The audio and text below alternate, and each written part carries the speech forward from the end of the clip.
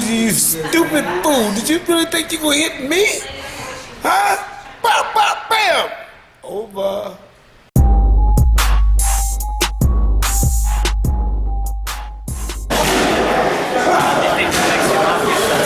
South Sanchez, and then for some reason I used to love watching Johnny Tapia. Like he put his heart and soul in every single fight. Like he just, like whatever was going on in his brain didn't fit the rest of the world unless he was in the ring. Then everything made sense. But I think one of the most underrated fighters. Johnny Tapia? Johnny Tapia. Yeah, he was a beast, man. Wicked jab, his head movement. When he got into a defensive zone, you could not hit him.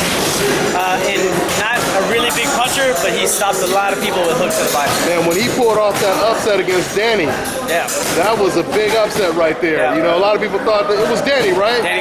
Romero. Danny Romero. At least I got the first Everybody name thought right. Romero was gonna knock Tapia out. Exactly. Johnny box.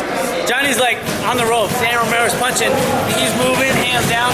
He's like, "Hey, Bruce Willis, how's it going?" Like Bruce is sitting ringside. He's having a conversation with him. This guy Danny Romero, who knocks everybody out, is teeing off on him, and hey, Bruce Willis. Yeah. He was crazy. That was a serious win right there.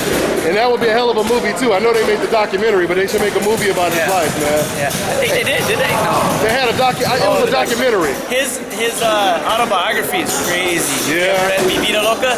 No, like, I haven't. You know he had a shitty life is way more shitty than what you even know about. Yeah, like, I did watch the documentary though, and I didn't know he was that good as an amateur. Yeah. He was like #1 as an amateur too. So not only was he a beast as a pro, but he was a beast as an amateur too.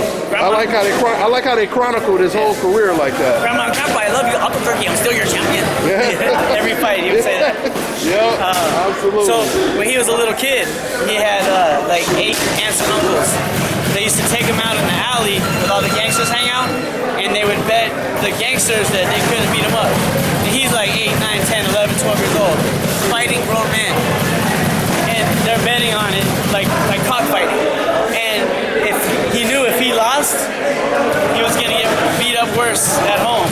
So he never lost, like fighting grown men barehanded, and like that's how he came up. And then they put him in a boxing gym, and it was all natural for him. That's a hell of a story.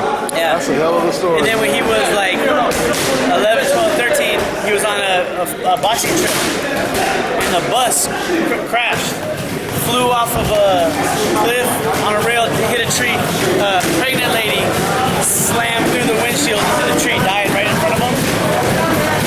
They took him to the hospital. This was like in the next state. Nobody in his family would even come get him. Like he had to find his own way home as a kid from the hospital, like out of town. He just shitty life. And you can't make it up. You can't make that stuff up, man. Let me ask you real quick before I let you go, Chris. Coach Chris, Keith Thurman versus Danny Garcia. How do you think that fight plays out? Oh man, it's a tough one because I hate giving Keith Thurman the edge in boxing ability because I think he just kind of does the basics.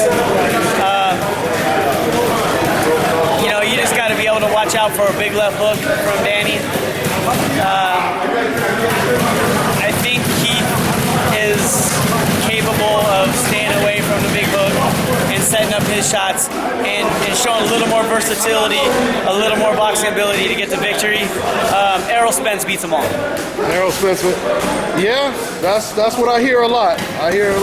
But who are you gonna pick? So you picking Keith Thurman? I'm picking Keith Thurman, and I hate picking Keith Thurman, but I'm picking Keith Thurman over Danny Garcia. Hi, you're watching DONTAE'S Boxing Nation. Woo!